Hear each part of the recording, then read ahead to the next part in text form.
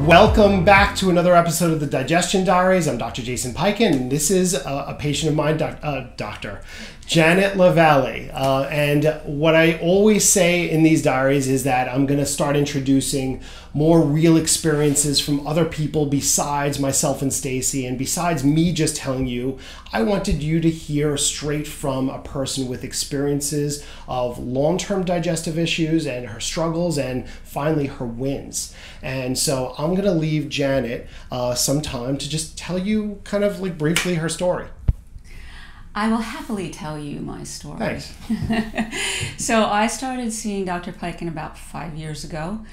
I had been having digestive issues and neck issues, chronic digestive and neck issues for about 30 years.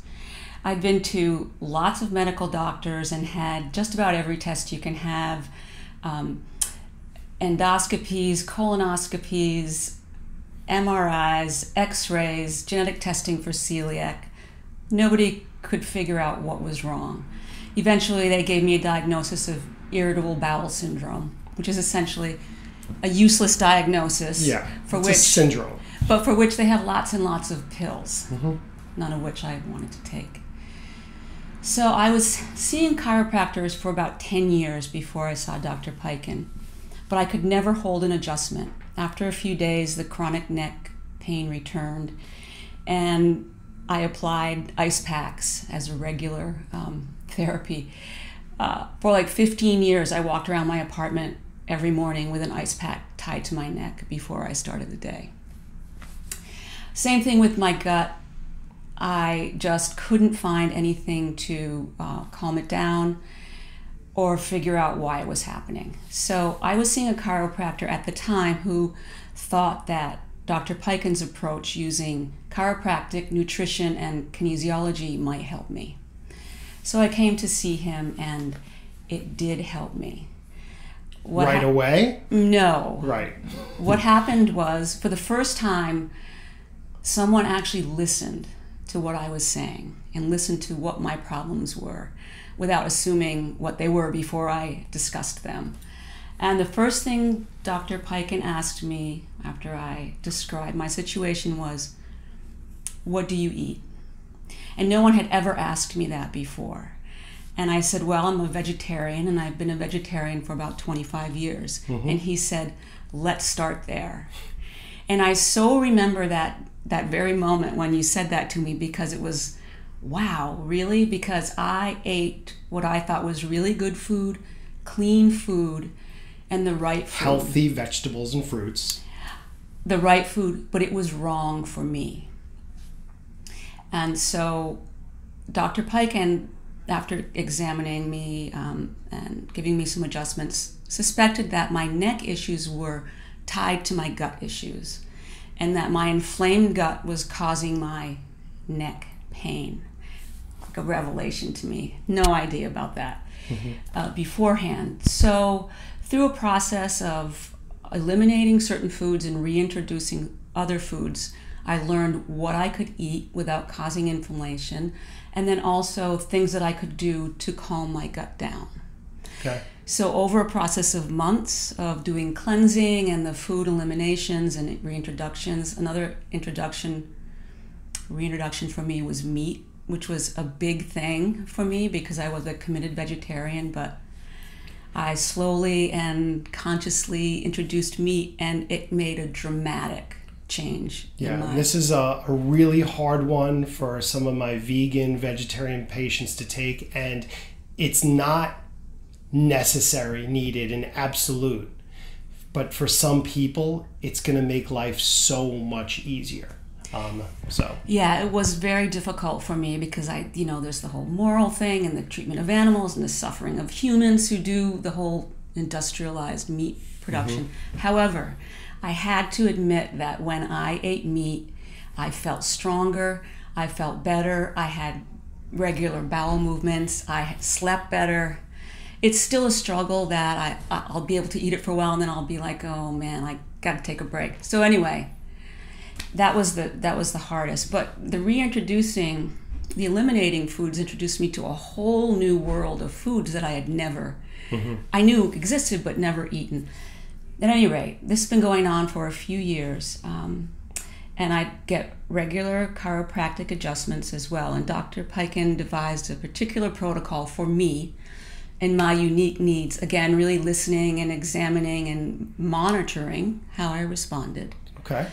And I was really committed to following that program, primarily because I believed for the first time that someone understood what was my issue and was willing to work with me.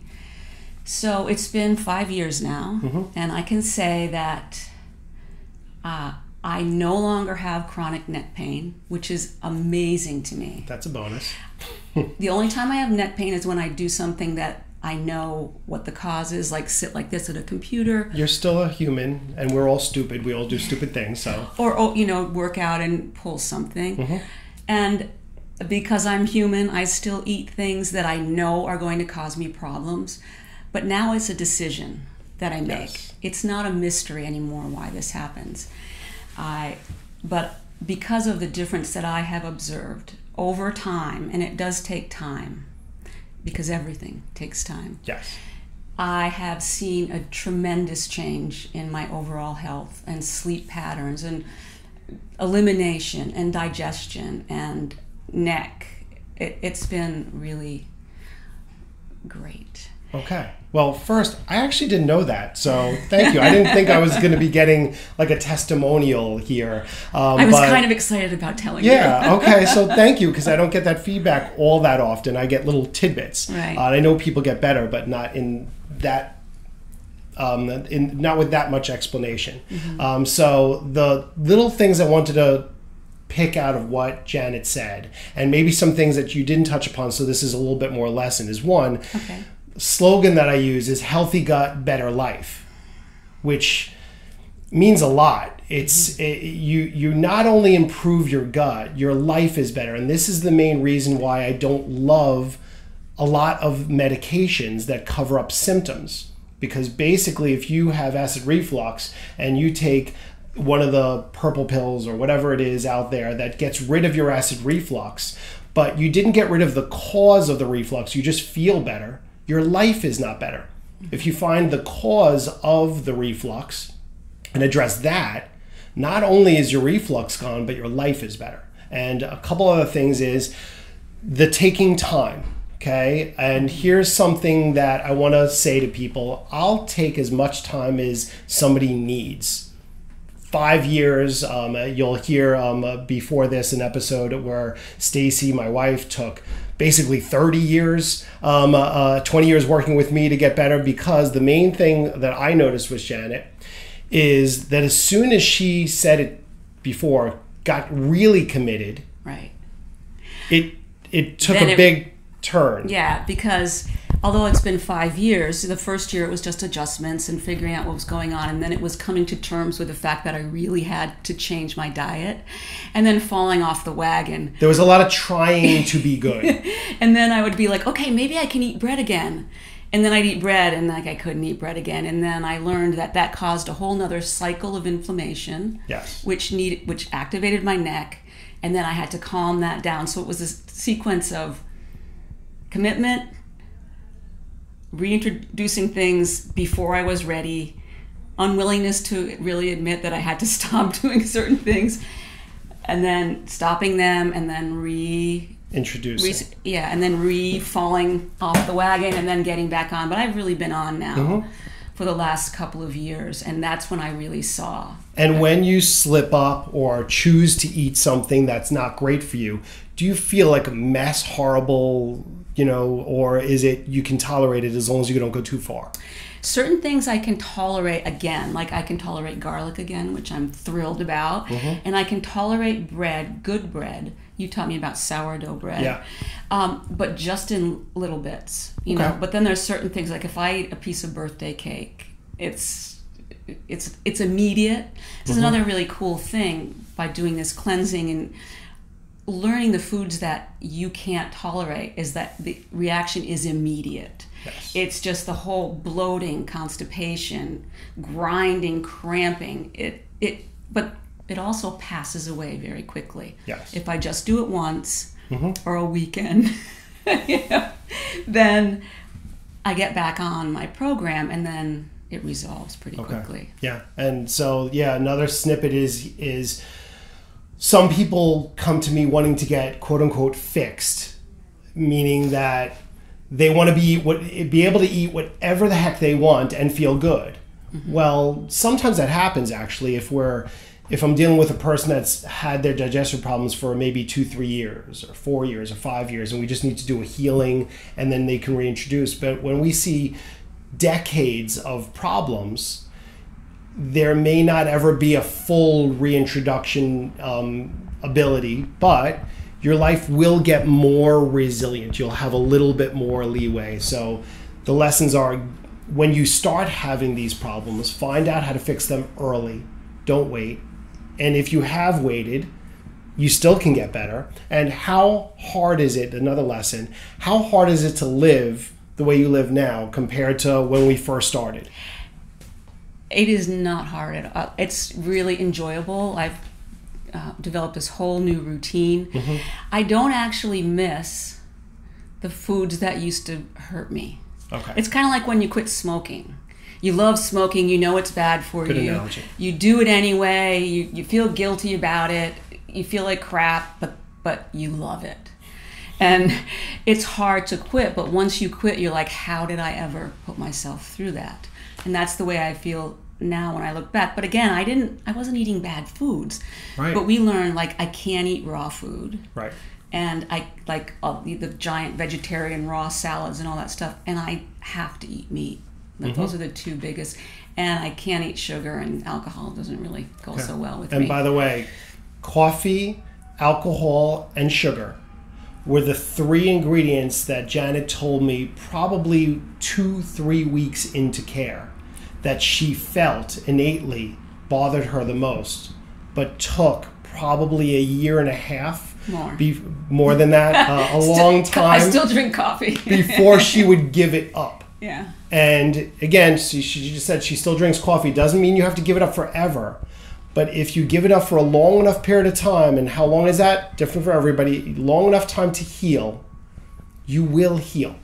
I think that's a really important point, and I think for anyone watching, a really important point is to just have the willingness to try to observe. Like, everybody knows what activates them. They might not want to admit it, but you know what it is. So if you're willing to give it up for a few days and then reintroduce and see how you feel without it, and then reintroduce it, because some things I thought really bothered me didn't. Mm-hmm. And some things I didn't want to admit bothered me really did. And other things I had no idea bothered me, like garlic that I ate every day almost. I learned I just couldn't. That was one of the biggest culprits. And you taught me that's one of the most irritating to the gut foods. For certain people, yes. For certain people, mm-hmm. And I always learned about it's a natural antibiotic, it's great for digestion. Onions, garlic too. is really healthy, onions are really healthy, except for her. Yeah. Well, at one point, now you can eat them. I gave up garlic for like a year and a half. Okay. It was painful. I'm glad you're out of pain. So there were a lot of lessons here. Time commitment, mental commitment, sticking with things, doing a elimination reintroduction diet. What else? Oh, that chronic pain that's not going away is very often, I see it, the most common reason is gut health.